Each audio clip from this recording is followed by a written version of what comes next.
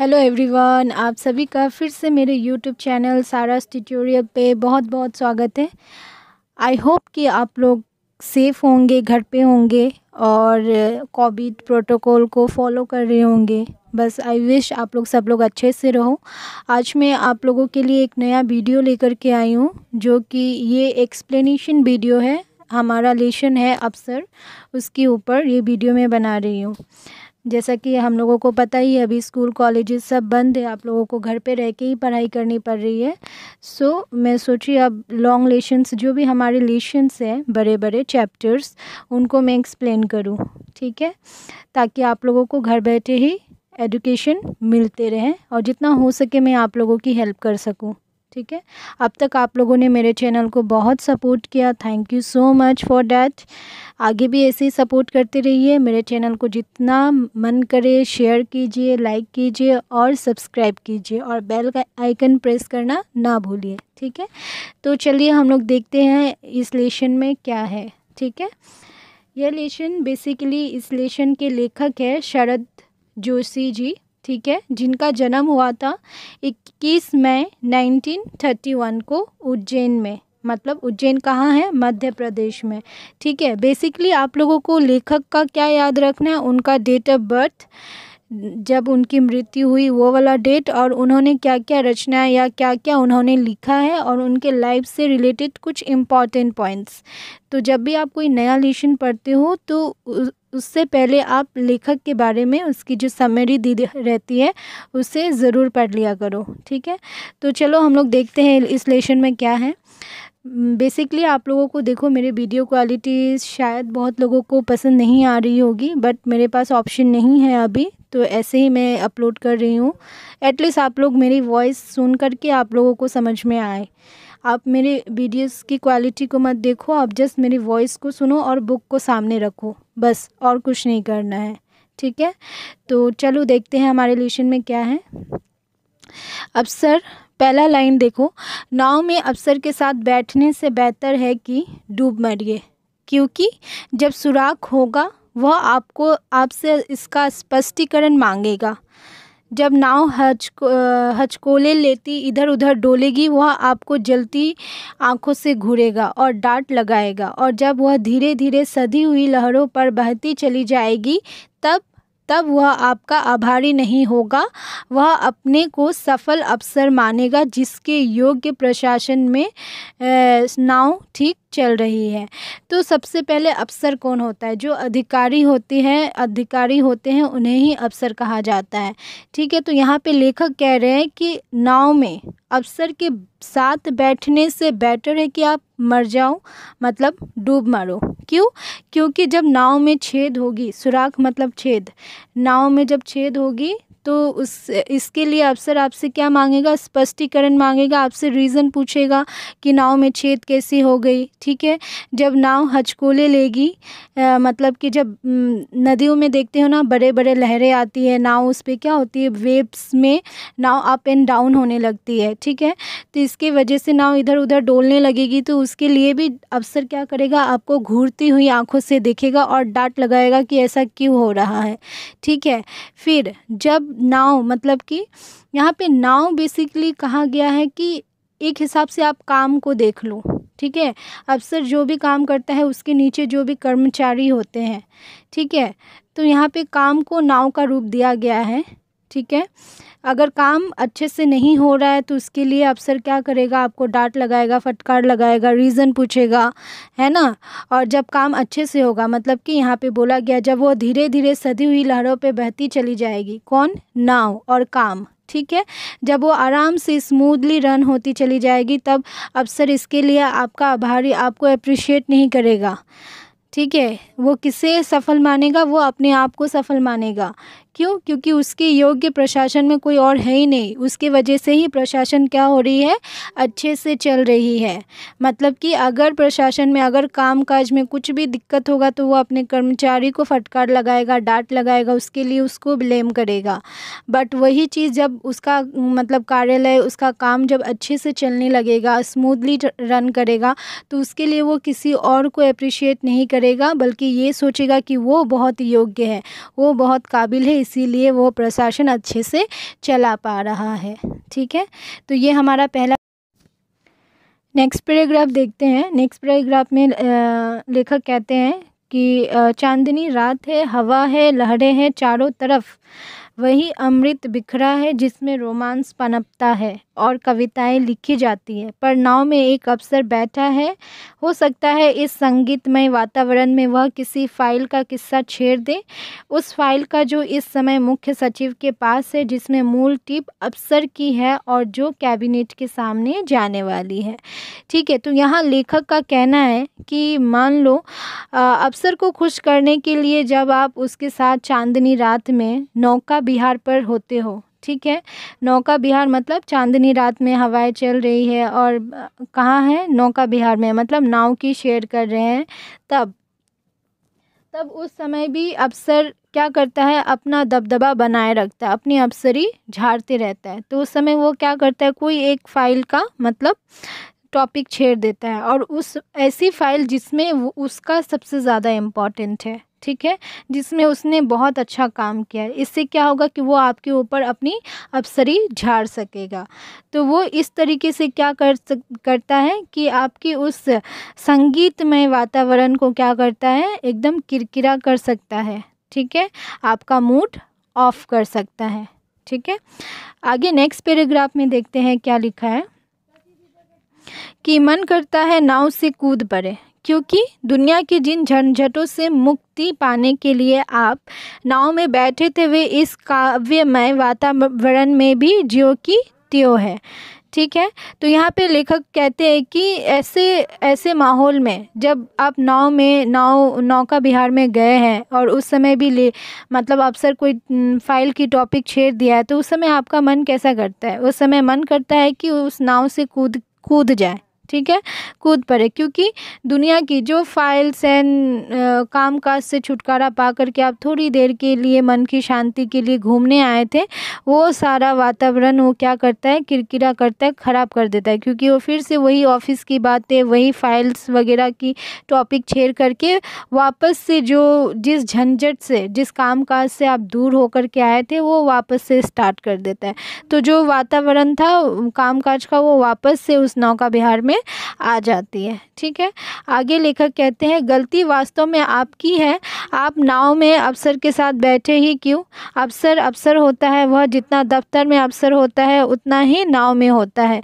वह बोर करता है, पर वह इतना सहज बोर है कि बेचारा नहीं जानता कि बोर है, और वह यह भी नहीं जानता है कि नाव में बैठा है जब तक आप उसे मेमो ना थमा दे कि सर यह चांदनी रात है और जो यह ठंडी हवा चल रही है, भगवान के बजट में इसका प्रावधान है। ठीक है, तो यहाँ पे लेखक कहता है कि इसमें अफसर की कोई गलती नहीं है। गलती किसकी है, गलती आपकी है। क्यों, क्योंकि आप अफसर के साथ बैठे ही क्यों, क्योंकि अफसर क्या है, अफसर जितना दफ्तर में अफसर होता है उतना ही वो क्या होता है, बाहर में अफसर होता है।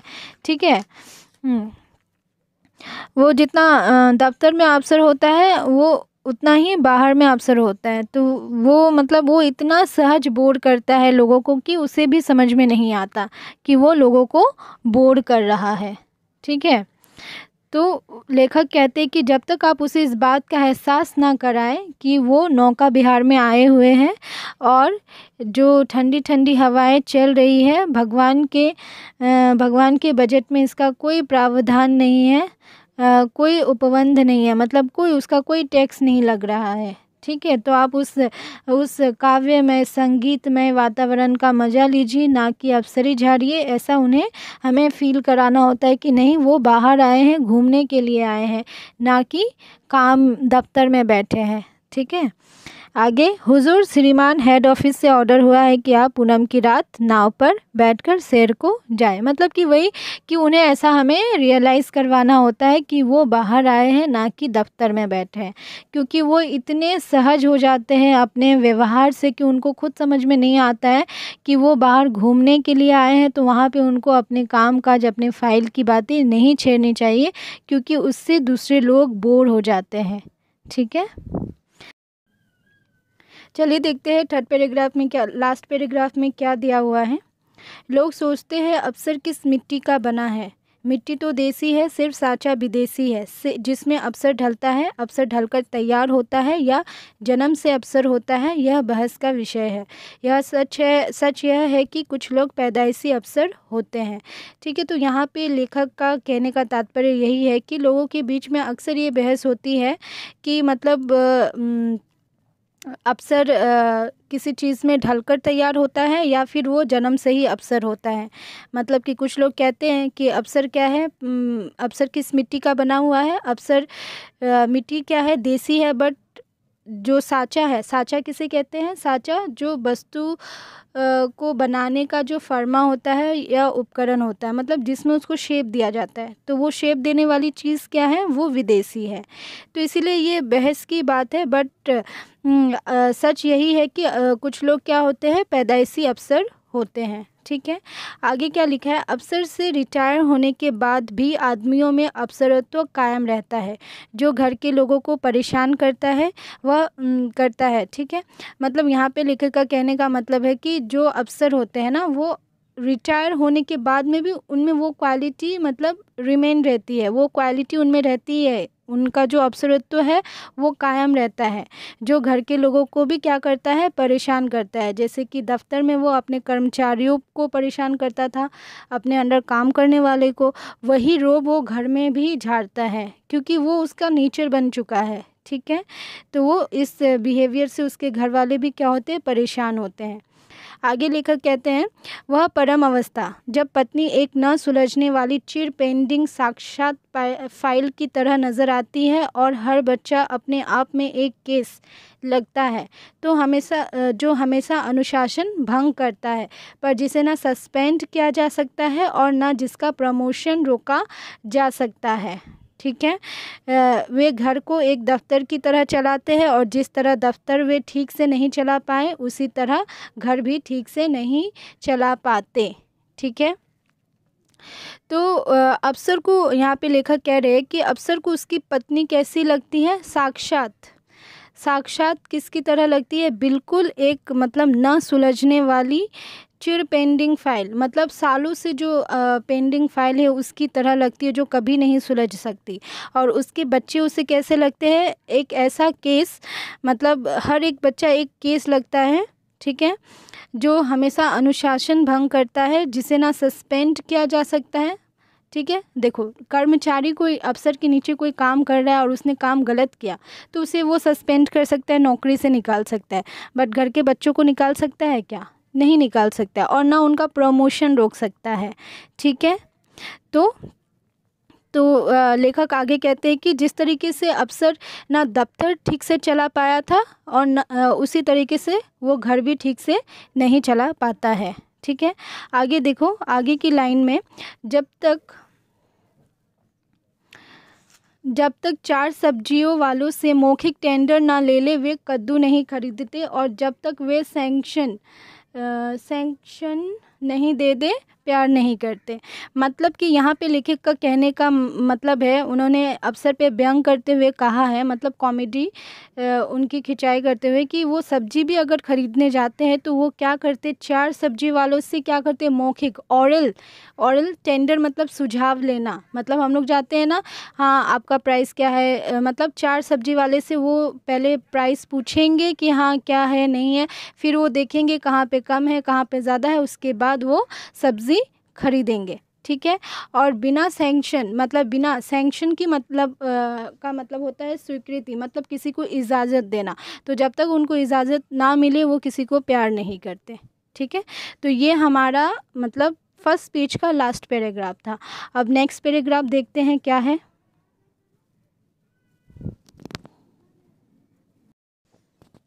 लास्ट पैराग्राफ में हमारा जो नेक्स्ट पेज 67 का जो पैराग्राफ है, फर्स्ट पैराग्राफ, उसमें लेखक क्या कहता है देखते हैं। वर्षों हो गए, कितने अफसर आए और चले गए, कितनी कुर्सियां उनकी वजह से चरमरा कर टूटी और फेंक दी गई, वह वजन वही रहा, फाइलें उसी तरह बनती और विकसित होती रही। अफसर जाता है पर अफसरी बनी रहती है, वह एक आत्मा है, एक शरीर के रिटायर होने के बाद नया शरीर ग्रहण कर लेती है। अफसर नहीं जाता, वह कायम रहता है, जिस तरह राजा नहीं मरता उसी तरह अफसर भी नहीं मरता, वह विद्यमान रहता है। ठीक है, इतना मैं समझा देती हूँ। यहाँ पे लेखक के कहने का मतलब यही है कि कितने ही अवसर आते हैं और चले जाते हैं, बट अवसरी कभी ख़त्म नहीं होती। अवसरी क्या होती है, वो कायम रहती है। ठीक है, अवसर कहीं नहीं जाता है, वह हमेशा कायम रहता है। ठीक है, जिस तरह राजा नहीं मरता है, ठीक है, उसी तरह अवसर भी नहीं मरता है, वो ज़िंदा रहता है। ठीक है, मतलब देखो एक अफसर गया उसकी जगह तो दूसरा आ जाएगा ना, एक रिटायर हुआ उसकी जगह दूसरा अपॉइंट हो जाएगा। तो अफसर नहीं मरता है। अफसर का मतलब वो हो सकता है कि एक गया दूसरा आ गया, बट अफसर ही तो कायम है। एक अफसर बना, उसकी जगह वो जब रिटायर हुआ तो उसकी जगह दूसरा अफसर आ गया, तो वो अफसर ही कायम है। जिस तरीके से एक राजा के जाने के बाद दूसरे राजा आ जाते हैं, उसी तरीके से एक अफसर के जाने के बाद दूसरा अफसर आ जाता है। ठीक है, तो अफसर को लेखक ने क्या कहा है, एक आत्मा की तरह कहा है। ठीक है, क्यों क्यों कहा है आत्मा की तरह? जैसे कि एक शरीर, जब आत्मा एक शरीर में जाती है, जब वो शरीर ख़त्म हो जाता है, नष्ट हो जाता है, यानी मर जाता है, तो वो आत्मा क्या करती है, दूसरा शरीर धारण कर लेती है। ठीक है, तो उसी तरीके से एक अफसर के जाने के बाद वो कुर्सी कौन ले लेता है, दूसरा कोई अफसर वहाँ पे आकर के बैठ जाता है। ठीक है, आगे देखते हैं। पेड़ उगते हैं और उनसे टेबल कुर्सी बनती है, कागज़ का कारखाना चलता है और फाइलें तैयार होती रहती है। पता नहीं जब भोजपत्र पर लिखा जाता था तब फाइलें कैसी होती होंगी। अब उसका सवाल नहीं, क्योंकि कागज़ की कमी नहीं और अफसरों की कमी नहीं। जैसे जैसे कागज़ बढ़ेंगे, नए सेक्शन खुलेंगे और नित्य नए अफसर कुर्सी पर यो शोभा देंगे। जैसे गमलों में पौधा जो झूमता रहता है, खिलता भी रहता है, पर जड़ से मजबूत होता है, हिलता नहीं। देश का विकास होगा, यानी अफसरों का विकास होगा। एक गड्ढा भी बिना दस्तखत के नहीं खुद सकता, सो ज़्यादा से ज़्यादा अफसर चाहिए और वे आएंगे। विकास हो ना हो, अफसर आएंगे। तो आगे लेखक के कहने का बेसिकली यही मतलब है कि जिस तरीके से अभी पेड़ उग रहे हैं, पेड़ उगते हैं तो हम लोग टेबल कुर्सी बनाते हैं, फिर उनसे कागज़ के कारखाना चलता है, कागज़ बनेगा तो फाइलें बनेंगी, है ना। तो फाइलें बनेंगी तो फिर अफसर भी आएंगे। और यहाँ पे एक मतलब क्वेश्चन किया गया था, बट उसको इतना इम्पोर्टेंट नहीं दिया गया कि जब पहले भोजपत्र क्या, जब मतलब जिस पहले जो पत्तल होते ना, पत्ते पे जो खाते थे हम लोग, ठीक है, तो उस पे लिखा जाता था। जब पेपर का आविष्कार नहीं हुआ था तो भोजपत्र पे लिखा जाता था, तो उस समय फाइलें कैसी होती होंगी। ठीक है, तो ये अब मतलब लेखक ने ऐसा एक क्वेश्चन पुट किया, फिर उसको इतना इम्पोर्टेंट नहीं दिया, क्योंकि अभी कागज़ की कमी नहीं है ना, कागज़ की कमी नहीं है तो अफसरों की भी कमी नहीं होगी। जैसे जैसे कागज़ बनेंगे, नए नए सेक्शन खुलते जाएंगे। सेक्शन मतलब यहाँ पे सेक्शन मतलब यहाँ पे सेक्शन का मतलब है अनुभाग, मतलब विभाग, बहुत सारे मतलब डिपार्टमेंट्स खुलते जाएंगे। ठीक है, तो जिस तरीके से डिपार्टमेंट्स खुलेंगे तो हमें अफसर की ज़रूरत होगी, और अफसर आएंगे। अफसर को किस तरीके से, यहाँ पे और एक चीज़ कहा गया है कि अफसर को एक गमले के पौधों की तरह, मतलब पौधे से कंपेयर किया गया। जिस तरीके से गमला का पौधा झूमता रहता है, खिलता रहता है, बट वो मजबूत रहता है, हिलता नहीं है, ठीक उसी तरीके से अफसर नहीं हिलता है, वो हमेशा उस पोजीशन पे रहता ही है। एक आएगा, एक जाएगा, उसके बदले दूसरा आएगा, बट अफसर तो वो कायम रहेगी, हमेशा कायम रहेगी। देश का विकास होगा तो क्या होगा, अफसरों का भी विकास होगा। ठीक है, क्योंकि एक मतलब एक गड्ढा भी खोदने के लिए हमें क्या चाहिए, दस्तखत चाहिए अफसर की, तो ज़्यादा से ज़्यादा अफसर चाहिए, है ना। देश का विकास हो ना हो, अफसरों का विकास होना ही है, और अफसर आते ही रहेंगे। ठीक है, तो ये हमारा 67 का फर्स्ट पैराग्राफ था। इस वीडियो में मैं बस आपको 2 पेज ही एक्सप्लेन करूँगी, नेक्स्ट का मैं नेक्स्ट वीडियो में एक्सप्लेन करके समझाऊंगी। ठीक है, आई होप मेरा ये एक्सप्लेनेशन वीडियो आपको बहुत पसंद आया होगा, और पसंद आया हो तो लाइक, शेयर एंड सब्सक्राइब करना ना भूलें, और बेल आइकन प्रेस कर दें। मैं न्यू वीडियोस भी लेकर के आऊँगी बहुत जल्द। ठीक है, तब तक के लिए घर पे रहिए, सेफ़ रहिए, बाय बाय, टेक केयर।